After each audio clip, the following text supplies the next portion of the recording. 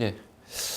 자, 이제 담보 책임할 건데요. 사실 이게 이제 법학을 전공하시거나 예, 그 민법 전공하신 분들은 아는데 이 담보 책임은 깊이 들어가면 답이 없는 데입니다. 이게 진짜. 예, 굉장히 그 난해합니다. 담보 책임이. 근데 천만다행 우리는 수험생이죠. 수험생이고 기출 문제와 예, 조문 그리고 학원에서 제시하는 대부분 판례들만 알면 돼요. 천만다행입니다. 들어가면 정말 머리 아픈 영역입니다. 이게. 예. 그리고 뭐 끊임없는 학설 대립과 예, 굉장히 그 논란이 많은 영역인데요. 이게 예. 우리는 수험생답게 예, 수험 적합성이라고 얘기를 하는데 거기에 맞춰서 하면 됩니다. 말 그대로 이제 담보 책임은 뭐냐면요. 예. 그 우리 뭐 마트 가서 사과라든지 쌀 같은 거 사보면 되죠. 예, 쌀 뭐 많이 있죠. 문제가 있는 거예요. 우리 물건에 쌀이 썩었다든지 예? 딸기 샀는데 막 상했다든지 그렇게 하자가 있을 때 예, 목적물에 매매 목적물에 예, 하자가 있을 때 이 파는 사람 매도인이 부담하는 책임을 담보 책임이라고 해요. 담보 책임. 예, 이 두 가지가 있는데 예.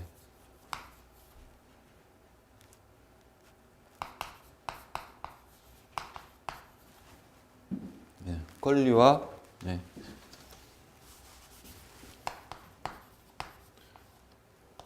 예, 우리 매매는 이제 부동산 얘기하지만 물건일 수도 있죠. 물건일 수도 있지만은 권리도 매매의 대상이 된다 그랬죠.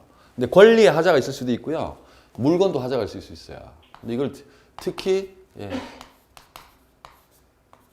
우리가 흔히 하는 하자 담보 책임은 물건에 대한 거예요. 예, 그리고 권리에 문제가 있는 경우는 예, 추탈 담보 책임이라고 해서 명칭을 좀 다르게 쓰는데 우리는 어쨌든 그 조문은 알아두셔야 됩니다. 조문 알아두셔야 되는데 이게 왜 저기 담보 책임을 져야 되냐면요. 이게 유상계약이라서 그래요. 예. 유상계약이 뭐라 그랬죠? 대가적인 출혈, 예, 출혈 관계라고 그랬죠. 자기가 경제적인 매수 입장에 손실을 보면서 뭔가를 사는데 예, 문제가 있으면 안 되잖아요. 예. 하자가 뭐죠? 예, 하자는 예, 객관적으로 예, 갖춰야 될 예, 성능, 예, 성질을 못 갖춘 거거든요.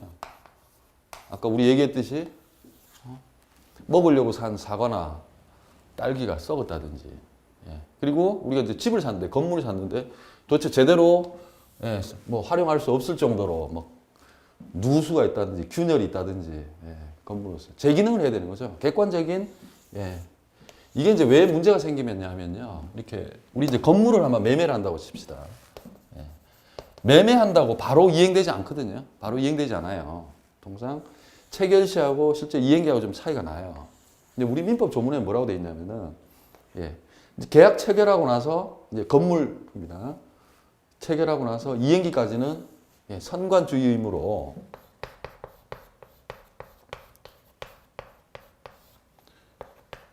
이제 선관이 뭐냐면 우리 많이 했었죠. 선량한 관리자로서의 주의무.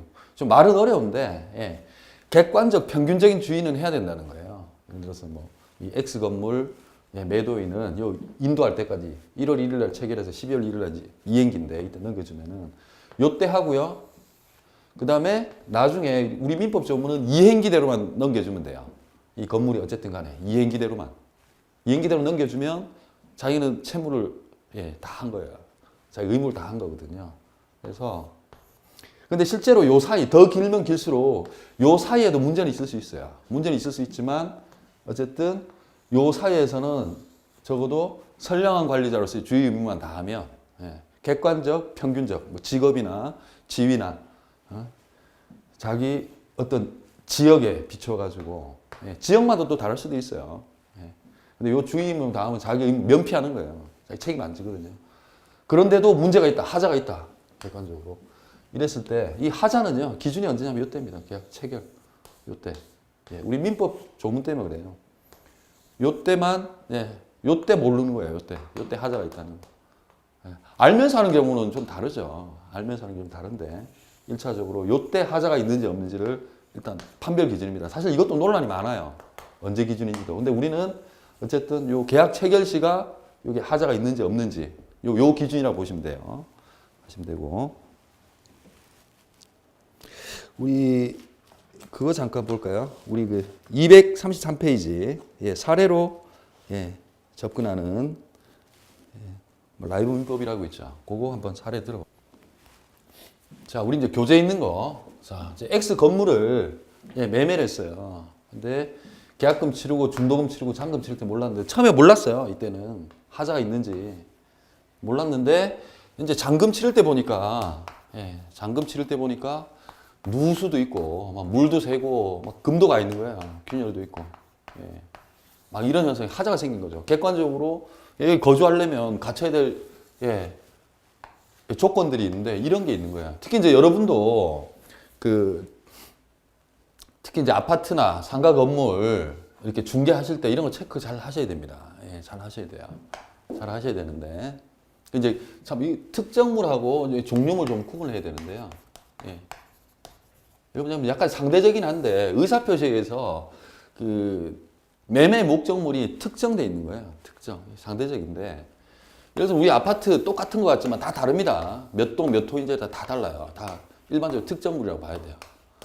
근데 종류물은 뭐냐면은 일단 좀 개성이 없기는 없어요. 개성이 없긴 해서 예를 들어서 뭐 우리 차량들 있잖아요. 뭐 현대차에서 뭐 쭉쭉 나오잖아요. 여러 차. 예. 근데 이거는요. 차량 같은 경우는 종류물일 수도 있고 예, 특정물일 수도 있어요. 둘 다 가능해요. 예, 그냥 몇 년도 몇 월에 생산된 것만 그렇게 하면 그 중에 아무거나 예, 중등품으로 해주면 그게 종류물일 수도 있는데 찍을 수도 있습니다. 그 특정이라고 얘기를 하는데요. 예, 의사표시로 예, 의사표시에서 예,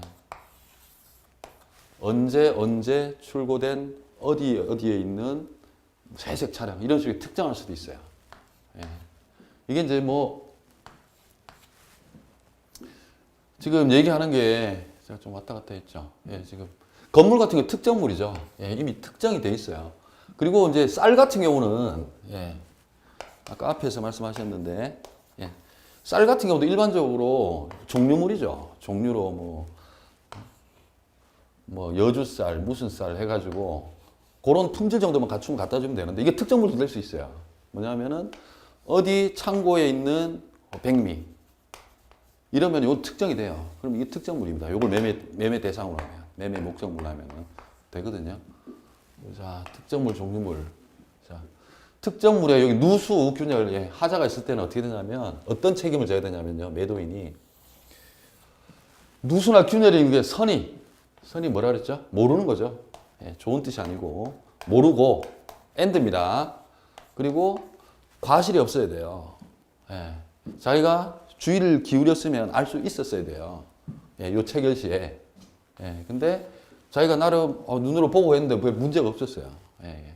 과실이 없을 때, 무과실이, 예, 요때 이제 담보 책임을, 예, 물을 수 있는데, 담보 책임을 물을 수 있습니다.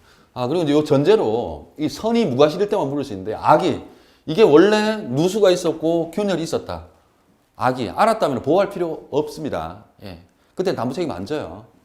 예, 선이고 무과실일 때도 어떤 때 지냐면은 예, 이게 목적 달성을 할 수 없으면은 계약을 해제, 소급해서 예, 없던 걸로 만들 수 있어요. 목적 달성. 예를 들어서 누수 균열 때문에 도저히 이게 살 수가 없다. 예, 도저히 이거 뭐 사는 게 불가능하다 거의. 이럴 때는 해제해 버리고 예, 계약 없던 걸 만들어 버리면 돼요. 해제하고. 예. 근데 뭐 누수나 균열이나 사실 뭐 아파트든 건물이든 자세히 뜯어보면 아예 없는 데는 없거든요. 예, 조금씩 있는데 그냥 수리비 조금만 들이면은 별 문제 없이 살 수 있겠다. 이럴 때는 해제는 못 합니다.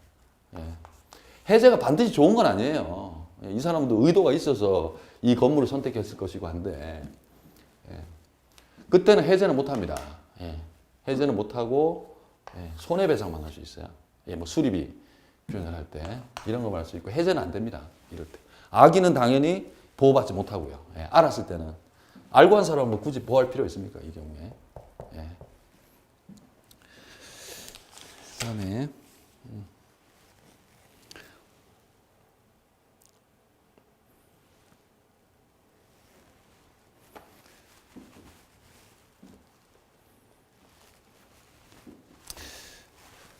그 다음에 종류물. 예, 우리 교재 234페이지입니다. 예, 예. 이 차량을 이제 뭐 아우디라고 그랬는데, 예. 예, 아우디 차량을 하나 이제 이것도 똑같아요. 이 차가 뭐 다 비슷비슷하잖아요. 다 이게 종류로 쭉 비슷비슷한데 이때 나 2차 해가지고 A, B, C인데 이 찍을 때, 예, 난 2차 할래 이게 특정됐다고 이게. 예. 특정되면 종류물도 예, 막 쫙 전시되어 있는데 나 이거 할래 딱 찍잖아요. 그럼 그때 특정이 된 거거든요. 그럼 특정되면 특정물하고 똑같이 달아요. 이것처럼. 그때도 마찬가지예요. 이게 특히 차량 하잖아. 우리는 거의 알 수 없어요. 예, 전문가들만 알 수 있는데 그때 특정이 되면은 예, 이거와 똑같아요. 근데 딱 한 가지 차이가 있습니다. 이게 차이가 뭐냐면은 이 종류물 같은 경우는요. 예, 이게 좀 많이 썼네. 좀 독특한 게 있어요. 예.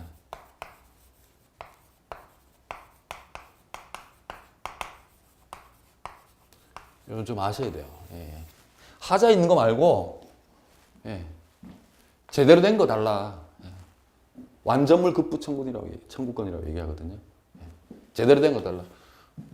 왜냐면 종류물이기 때문에 가능해요. 왜냐면 건물 같은 경우 대체성이 없잖아요. 몇 동 몇 호 찍어놨는데. 근데 뭐 우리 예에 나온 이 아우디 차량 같은 경우는 도대체 실제로 뭐 신차 이렇게 뽑아보면은 맨날 고쳐도 고장나는 경우도 있어요. 예. 그래서 완전물을 달라. 예. 완전물 급부 청구권이 있잖아.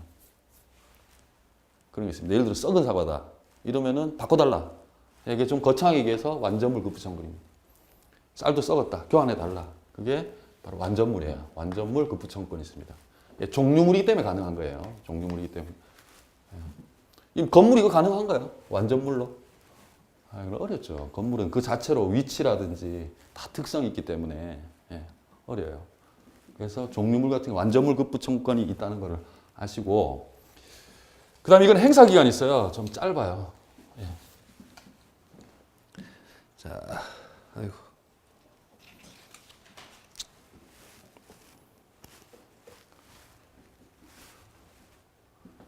한 가지만.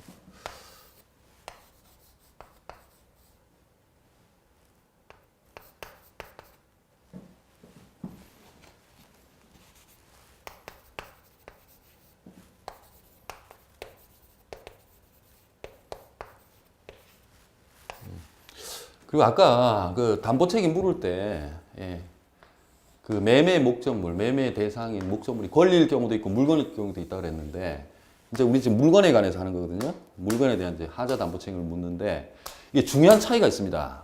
이게 뭐냐면, 여러분 이제 경매. 예. 경매 들어가잖아요. 경매 들어가면 이 담보 책임 못 물어요. 이 특정물 같은 경우는. 물을 수가 없습니다. 자기가 경매로 예, 취득하게 되면은 못 물어요. 그리고 이제 경매 절차에서는 물건에 하자가 있는지 없는지부터 해가지고 쭉 긴 과정 때문에 여러 가지 조서라든지 많이 나와요. 그걸 확인하셔야 돼요.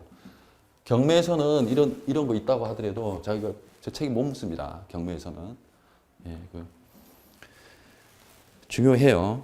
예, 경매에서 못 물어요. 그리고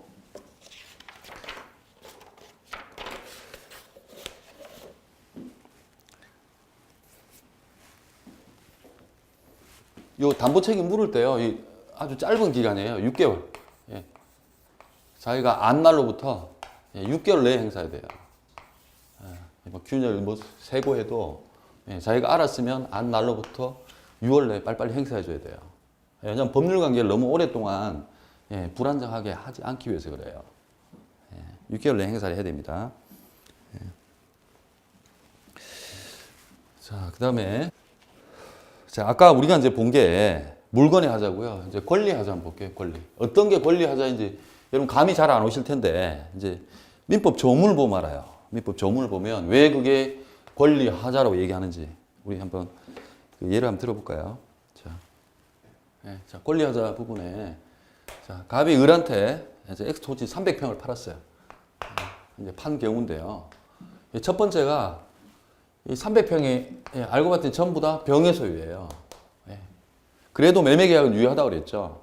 예, 채권 계약은 의무 부담행위이기 때문에 예, 당연히 갑은 병으로부터 소유권을 취득해서 넘겨줘야 될 의무가 있어요.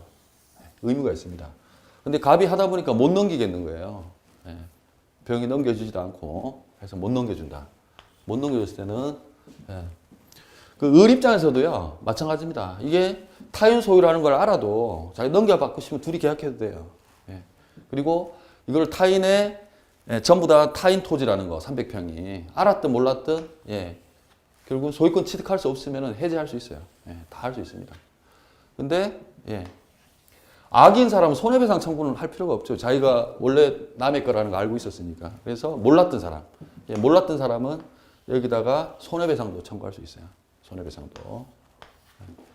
두 번째, 일부가 타인에 걸린 거예요. 이 300평 중에 나중에 봤더니 우리 교재에 나와 있는데 한 30평 정도가 30평이 갑소유가 아니라 병소유인 거예요. 타인 걸려. 일부가 타인 걸려. 이런 경우는 어떻게 하냐면 명칭이 비율로 있잖아요. 그러니까 300평에 30평이니까 10%죠. 그러니까 이거를 예를 들어서 10억에 샀다. 10억에 샀으면 10%가 1억. 비율로요. 비율로. 감액해달라. 대금 감액 청구권이라고 그래요. 대금 감액 청구권. 알았든 몰랐든 어쨌든 부족한 부분은 대금 감액 청구권을 행사할 수 있어요. 비율로 해서. 그리고 만약에 이 30평을 뺐더니 요 나머지 부분 가지고는 계약 목적을 달성할 수 없었다. 없다 그러면은 이 몰랐던 사람, 그 사람은 해제까지 할 수 있어요. 계약 해제도. 소급해서. 악의자는 당연히 보호할 필요 없겠죠. 이 경우에는. 악의자도 여기서 대금 감액은 청구할 수 있습니다. 깎아달라고 할 수 있어요. 근데 이 나머지 270평이죠. 270평 가지고는 매수인이 봐서 요 부분이 30평짜리가 너무 중요해서 객관적으로 중요해야 되겠죠. 거래관념상 이 부분이 꼭 있어야 된다. 이러면 계약 목적 달성할 수 없다. 이럴 때는 계약 없는 걸로 할 수도 있어요. 해제, 소급해서 없던 걸로 되돌릴 수도 있습니다. 그리고 이것도 행사 기간이 있어요. 일부 30평이 다른 거에 속했을 때 몰랐던 사람은 더 길죠. 나중에 보니까 30평이 남의 거네. 안말로부터 1년이에요. 근데 악의자는 처음부터 알고 있었죠. 그러니까 계약일로부터 1년이에요. 계약일로부터. 당연히 이게 더 길겠죠. 그리고 이제 수량 부족이에요. 아까는 30평이 남의 땅이었는데 이제 나중에 보니까 없어요. 여기 30평이. 실제로 측량을 해보니까 30평, 270평이에요. 270평. 30평이 부족해요. 이런 경우도 일부 타인 권리와 비슷하게 합니다. 수량 부족. 수량이 부족한 경우. 좀 구별하세요. 하나는 300평 중에 30평이 아예 병의 소유였고 이 소유는 맞는데 측량해 봤더니 이거는 부족한 거예요. 30평 정도가 아예 부족한 경우거든요. 이 똑같이 규제합니다. 규율해요. 일부 타인 권리 속하는 것처럼 이렇게 해서 선이든 악이든 감액은 청구할 수 있어요. 감액은 청구할 수 있지만은 이것처럼 잔존 부분만 가지고 선이 몰랐고 잔존 부분만 가지고는 계약 목적을 달성할 수 없다. 뭐 300평에 10%면 웬만하면 그냥 사긴 살 것 같은데 어쨌든 선이면서 모르면서 계약 목적 달성할 수 없으면 해제까지 할 수 있어요. 해제할 수 있습니다. 그리고 이제 우리 용의권이 뭐뭐 있었죠? 우리 물건 중에는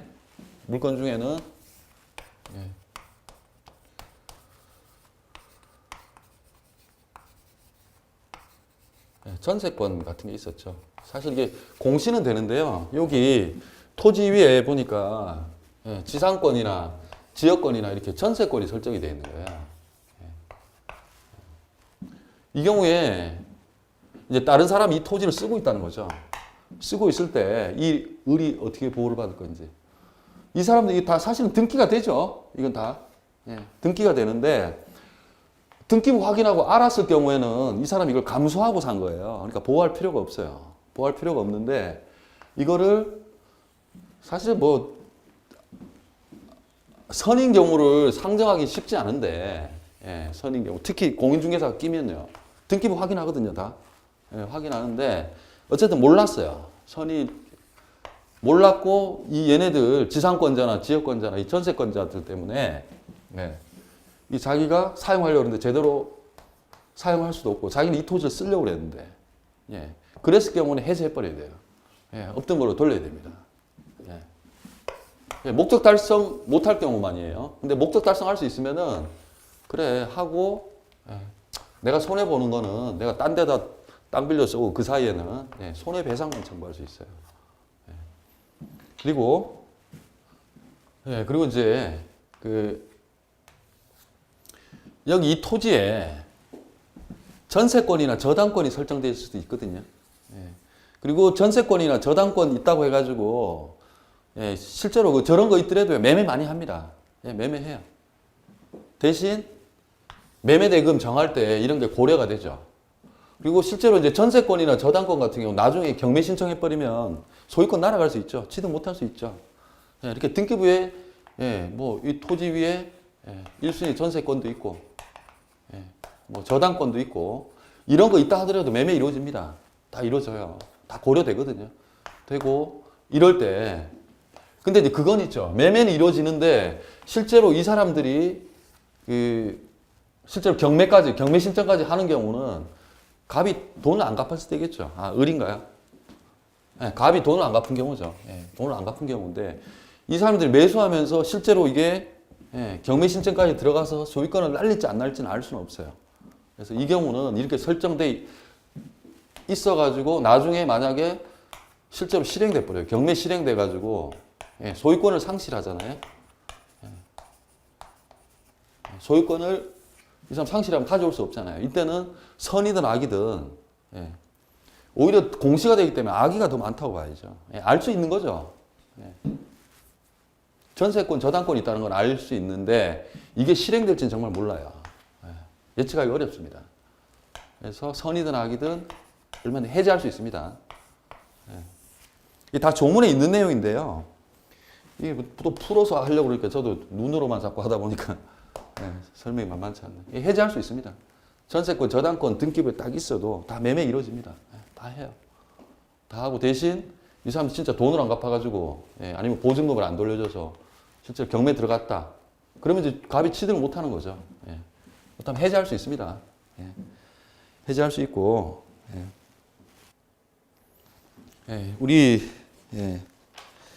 지금 우리 교재는 이제 매매가 뭐 나름 좀 간략하게 나왔는데요. 시험 문제 한 4-5문제는 나옵니다. 매매에서. 그 정도 나오죠. 그죠? 그 정도 나오고 특히 아까 얘기했던 하자 담보 책임은 잘 안 외워져요, 사실. 여러 번 봐도. 근데 똑같이 반복해서 뇌새김 하셔야 돼요. 그러면 외워집니다. 외워지고 그리고 입문 단계에서는요, 이 정도, 막 우리 교재에 나와 있는 정도 기본 개념만 잡아도 충분합니다, 여러분. 충분하세요. 충분하고, 이제 임대차 들어갈게요, 임대차.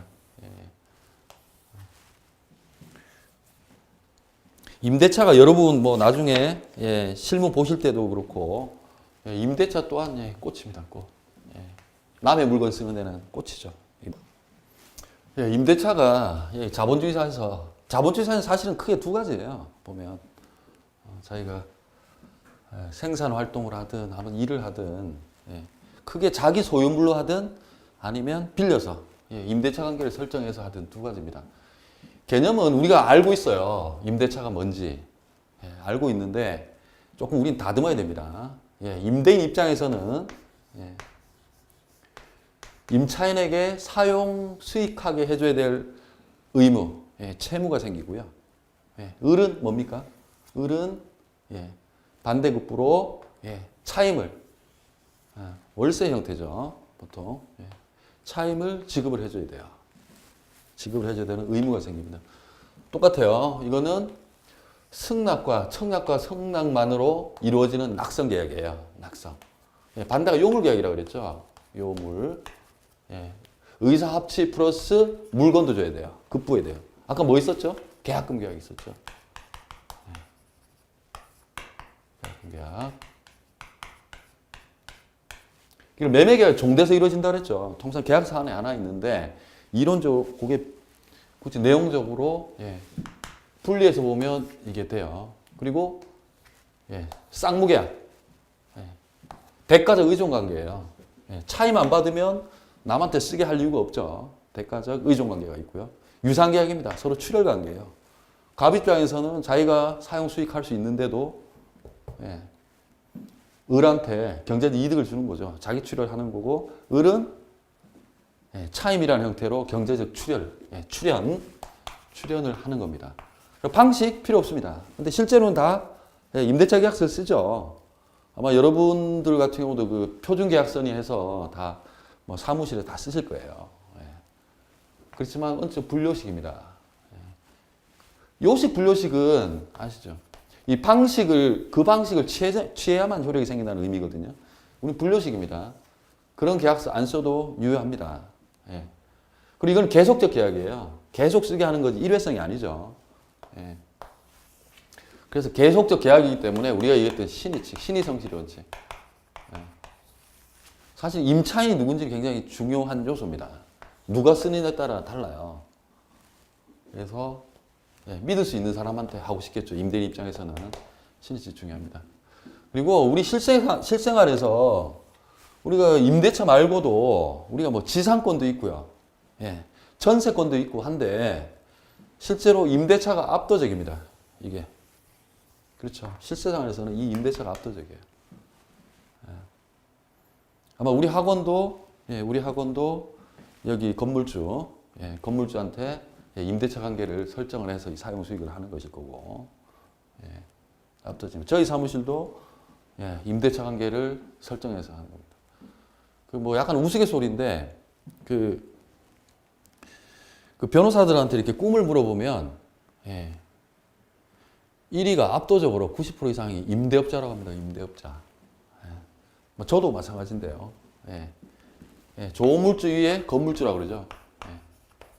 조물주 위에 있습니다. 건물주.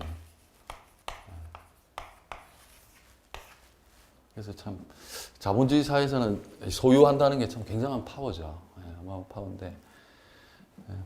그리고 실제로 계속 뭐 사적 자치의 원칙이니 계약 자유의 원칙이니 얘기를 하는데 경제 현실에서 보면 임차인이 약자일 수밖에 없어요. 약자일 수밖에 없어서 주인이 한마디로 좀 땡깡 부리면은 참 답이 없어요. 그런 것 때문에 법률로 보호를 해요. 이제 여러분이 주로 하실 주택임대차보호법, 주임법, 그 다음에 상임, 상가건물임대차보호법. 요게 특례를 둡니다. 특례를 둬서 이 갑이 주인이 바뀌더라도 대항이란 말이 들어오면 뭔가 계약 관계와 관계없는 제3자가 등장한다는 얘기예요. 소유권을 넘긴다든지 하더라도요. 대항력을 부여한다든지 일정의 수정을 합니다. 그 다음에 원래 이제 존속기간도 자기 마음대로 정할 수 있거든요. 원래 근데 존속기간도 보장을 하죠. 그죠?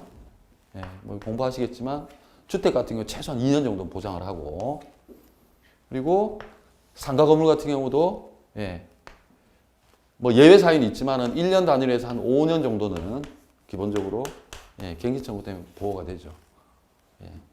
그리고 이제 더 심한 경우가 이거를 이제 그 임대차의 물권화 경향이라고 그래요.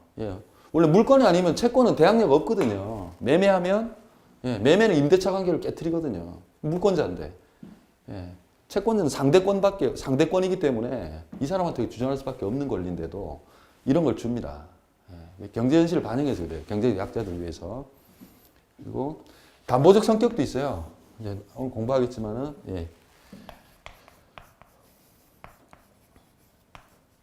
우선 변제적 효력도 줘요. 일정한 요건을 갖추면 들어가면 할 겁니다. 이런 걸 안 주면 그냥 계약 자유로 하면은 힘들어요. 근데 이런 게 있어도 사실은 그 임차인 입장에서 항상 불안합니다. 자기가 영업을 해서 상가 건물을 쓰든 아니면은 뭐 자기가 주거용으로 아파트든 빌라든 뭐 단독주택이든 임대차를 해서 쓰든 그렇습니다. 뭐 저희도 지금 특히 뭐 관리비 올리고 이러는데 저희도 뭐 사실 답이 없어요. 임차인은 항상 괴롭습니다. 보면 잠깐만 서론은 여기까지 하고요. 예, 아까는 그 임대차 계약의 이제 예, 일반론에 대해서 잠깐 살펴봤고 조금 이론적으로 한번 접근해 봅시다. 이게 채권 계약이죠. 예. 채권은 상대권이고 서로 예, 요구할 수 있는 예, 서로에게 요구할 수 있는 권리예요. 예, 의무 부담행위죠. 이게 서로 약정을 통해서 한 거고 이거는 물권행위하고 다르게 처분권 필요 없습니다. 예. 아까 말씀드렸죠. 타인 것도 얼마든지 채권 계약이 가능하다. 실제로 타인 물건을 예, 자기 임대차 하는 경우 굉장히 많이 있어요. 현실에 많이 있습니다. 예. 특히 뭐 관리회사나 이런 데 많이 하죠. 관리회사. 부동산 관리회사도 많이 있죠. 타인 물건은 얼마든지 가능합니다. 처분권 필요 없어요. 물권행위에서는 처분행위 때문에 반드시 처분권이 있어야 되죠. 없으면 무효입니다. 예, 처분행위는. 그리고 채권이기 때문에 예, 상대적 효력밖에 없어요. 여기서도 마찬가지죠. 예, 임차인이 원래 병한테 넘겨버리면 답이 없어요. 을 입장에서는. 그 이제 법원으로 예, 우리 몇 차례 나오는데요. 매매는 예, 임대차를 깨뜨린다예요. 이게 원칙입니다. 예. 이게 이제 매매라고 되어 있지만 사실은 매매를 통한 소유권 취득이죠. 예, 잘 살고 있는데 또는 잘 사용하고 있는데 넘겨버리면요. 을은 답이 없어요. 예, 대항 못합니다. 주장 못합니다. 내가 임차권자라. 넘어갔어요. 그게 원칙이에요. 그래서 예, 계약 당사자간만 효력이 있어요. 채권 계약이기 때문에. 근데 이제 임차권 등기, 민법 규정은 있어요. 반대 약정이 없으면은 그 임차권 등기 해달라고. 예. 왜 등기하냐면 등기를 하면 대항력이 생기거든요. 대항력은 어쨌든 항상 3자 생각하면 되거든요. 여기가 나 임차권자입니다라고 이제 등기를 하면 되는데 실제 임대인이 해줄까요? 안 해줍니다. 예. 거의 안 해주신다고 보면 돼요. 뭘 등기를 해줘요? 안 해주죠. 자기가 해줄 이유가 없죠. 거의 안 해줍니다. 임대인 입장에서는. 그리고 이제 우리 규정이 있어요. 이렇게 토지 위에 자기가 이제 그 건물 소유 목적으로 예, 이제 을이 이제 임대차를 했거든요. 예, 소유 목적으로. 이는 을 소유죠, 을 소유. 예, 이거는 갑 소유고. 이제 갑을 이 토지에 대해서 임대차 계약을 예, 체결한 거예요. 이랬을 때는 여기 을 소유 건물만 예, 을이 이제 을 명의로 등기를 하죠. 소유권 예, 등기를 하면요. 예, 여기에서도 예, 대항력이 생깁니다. 예, 토지 임대차에 대해서도. 그게 규정이 있어요. 예, 규정이 있습니다. 그리고 참 기간, 임대차 기간이 얼마냐. 예, 사적 자치 원칙 따라서 계약 내용을 얼마든지 정할 수 있죠. 기간 얼마든지. 예, 근데 보통은 정하지만 이제 기간이 정함이 없는 경우가 있어요. 이건 시험 때문에 그래요. 예, 기간이 정함이 없이 그냥 그래 너 써라 할 수도 있거든요. 이럴 때는 언제든지 예, 해지할 수 있습니다. 해제가 아니라 그랬죠. 해제는 예, 소급해서 계약의 효력을 없애는 거예요. 유예했던 계약을. 해지는 예, 장래죠. 임대차는 계속 되는 거잖아요. 계속 쓰고 있는 거. 계속적 계약 관계예요. 계속적 계약 관계이기 때문에 해지를 할 수 있어요. 근데 자, 조금 봅시다. 자, 갑을 사이에 이 부동산 너 토지 써 예, 했는데 기간을 안 정했어요. 자, 근데 만약에 1월 1일 날 예, 그 임대인이 예, 해지 자, 그 전에 해야 되겠네. 도달주의. 자, 1월 1일 날 해지 통보가 됐어요. 1월 1일 날 해지 통보가 도달했거든요. 예, 의사표시 도달해야죠. 도달하면 예, 이때 1월 1일 날 해지를 한다. 잠깐만요. 이거 헷갈린다. 씨.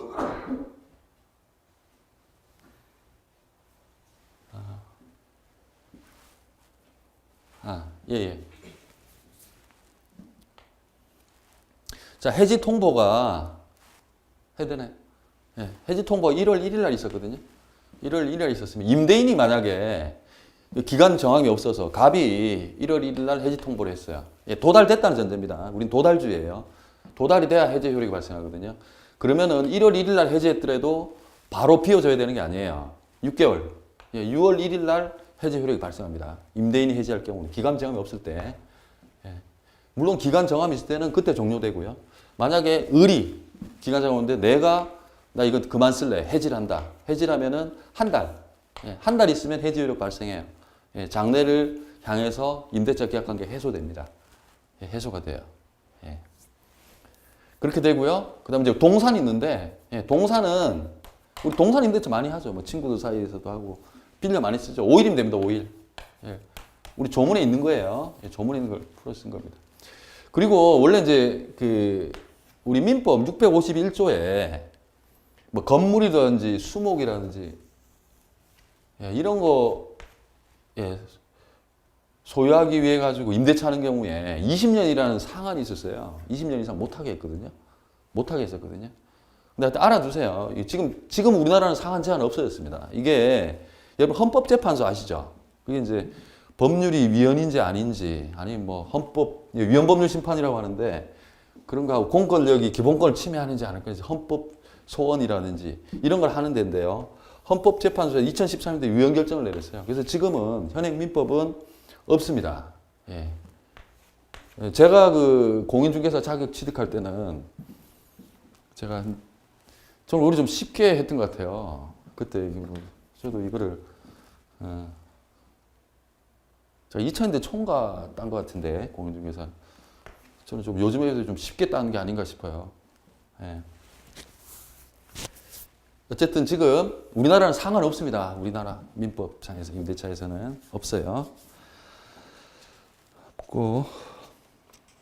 그리고 여기 참 여러분 기관에서 없는데요. 여러분은 실무 나가시면 시험 때문에 사실 공부하시는 거지. 아까 주택임대차보호법이라든지 상가건물 임대차보호법에서 다 제한합니다. 예. 안 그러면 마구 나가야 되는데, 예, 기간 제한합니다. 예, 법률로 강행 규정이죠. 예. 자, 이제 그 임대차 계약이, 예, 유효하게 성립됐을 때 임대차 어떤 효력이 생기는? 제가 우리 민법 규정은, 예, 뭐 다른 법도 마찬가지입니다. 실제법 같은 경우 그 요건과 효과라고 그랬죠. 요건과 효과. 요건은 뭐뭐 한다면, 어떠한 요건 사실이 있다면 법이 이러이러한 효과를 준다. 근데 법률 행위는 대단한 게 의도된다로 한다고 그랬죠. 그런 효과가 발생한다고 그랬죠. 근데 효과를 뜯어보면요, 결국 뭐냐 하면 권리 의무예요. 효과라는 게 뭐냐면 임대차 계약 효력하면 나 너한테 너 차임 줘. 권리죠. 그 다음에 저쪽에서는 차임을 거꾸로 자기는 차임을 줄 의무가 생기고요. 예. 그리고 실제 소송에서는 그 원고든 피고든 하는 게 요건 사실만 입증합니다.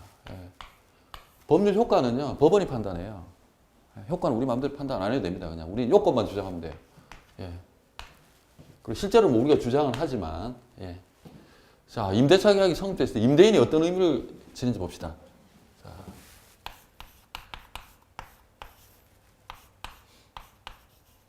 예. 건물로 합시다. 임대차 계약. 임대차가 있을 때. 제일 먼저 임대인 갑은, 예, 이 건물을 넘겨줘야 되죠. 인도해줘야 되죠. 당연히. 예. 인도해줘야 됩니다. 예, 당연한 거고요. 그 다음에 이게 제일 중요합니다. 예.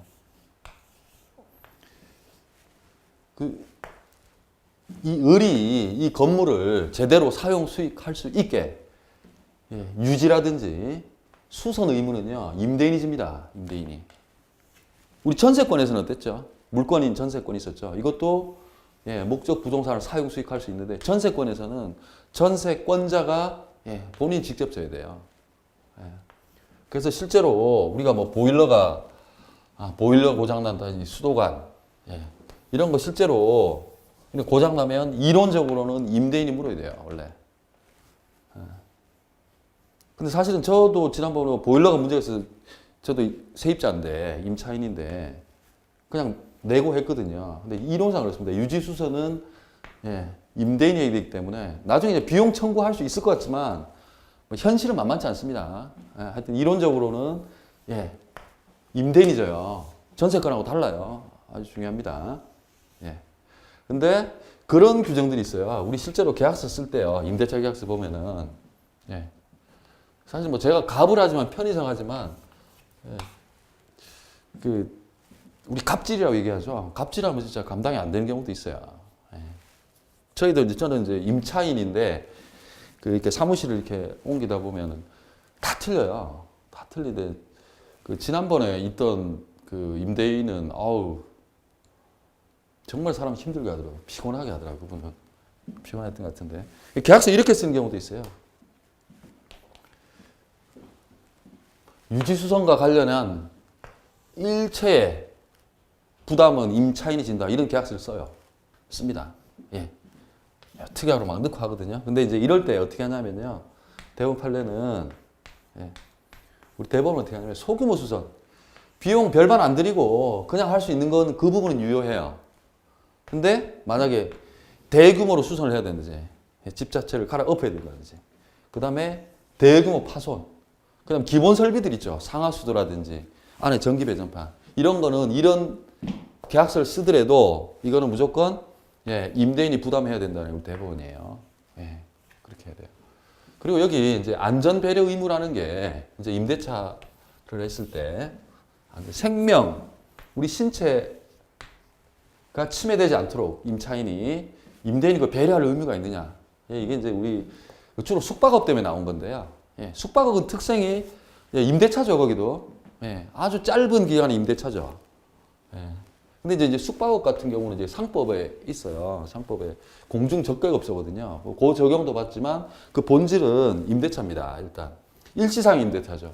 이 경우에는 우리 판례가 예, 생명, 신체, 임차인이 예, 하루를 묵든 몇 시간을 묵든 며칠을 묵든 간에 생명, 신체, 투숙객, 임차인이 예, 할 수 있도록 자기가 예, 배려를 해야 되는 의무가 있다고 봐요. 예, 이럴 때 있다고 봐요. 근데 일반적으로 통상 임대차에서는요, 임차물을 자기가 지배하고 있기 때문에 자기가 알아서 해야 돼요. 예. 자기가 도난 방지 시설을 하든 자기가 이런 거에 대해서 누구 지배하에 있는데 숙박업자는 자기 지배하에 있거든요. 잠깐 있다 가고 잠깐 있다 가고 사람들이 그렇기 때문에 이 배려 의무가 있습니다. 숙박업자들은. 이게 실제로 화재 났을 때 이제 판례 보면 대부분 화재 났을 때 이 투숙객이 이제 임차인이죠. 단기 임대차죠. 예, 이 사람들 보호해야 될 의무가 있어요. 예. 저희도 지금 한 3년 됐나요? 지금 소송을 하고 있어요. 하나 하고 있는데 저쪽 그 강화도에 가면 통진이라고 있는데 거기 소송을 지금 3년째 하고 있어요. 거의 뭐 종결될 때 다 됐는데 거기도 뭐냐면 한 분은 사망했고요. 예, 그 자리에 사망을 했고 또 한 분은 그 완전 실명했어요. 예, 완전 실명해서 우리가 감정을 했더니 한 80% 노동력 상실로 나왔더라고요. 뭐 아직 승패는 모르겠습니다. 모르겠는데 거기도 요새 지난번에 그 제천 화재 사건이 있었죠. 그것처럼 거기도 엉망이에요. 숙박시설. 그 기본적으로 이렇게 때르릉 울리는 거 뭐죠? 뭐 비상벨이라 그러나 화재 경보등 이것도 안 울린 데다가 비상군대도 그걸 막아놨어요. 예, 이걸 가야 되는데 물건 적재를 막아놓고 했더라고요. 그런데 어쨌든 숙박업소에서는 배려 의무가 있습니다. 이게 이제 우리 뭐 시험범위는 아닌데 예. 이것도 위반했을 뿐 아니고 공작물 책임이라는 게 있거든요. 또 예. 공작물 책임. 이게 숙박시설로서 우리 그 투숙객들의 생명이나 신체 위해가 없도록 이 공작물 관리를 잘해야 되거든요. 예. 이런 책임도 있고. 그래서 화재 났을 때 이런 게 문제가 돼요. 예. 숙박업에서는 가능합니다. 일시 사용 임대차. 예. 이런 경우는 돼요. 예. 이런 경우는 의무가 있습니다. 예. 화재 경우가 문제되고.